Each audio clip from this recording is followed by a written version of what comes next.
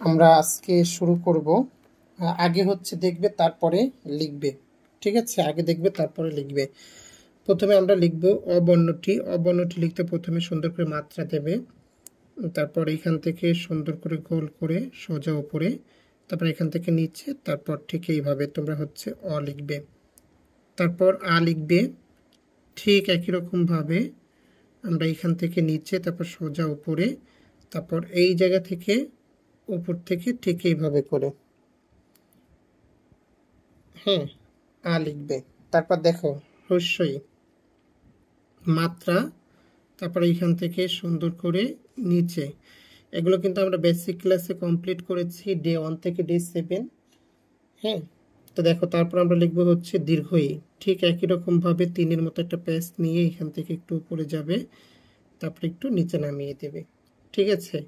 তারপর এইরকম একটা জায়গা থেকে উড়িটা দিয়ে দেবে, ঠিক আছে? তাহলে লেখো তোমরা সবাই। টাইম লিখছো না কেন?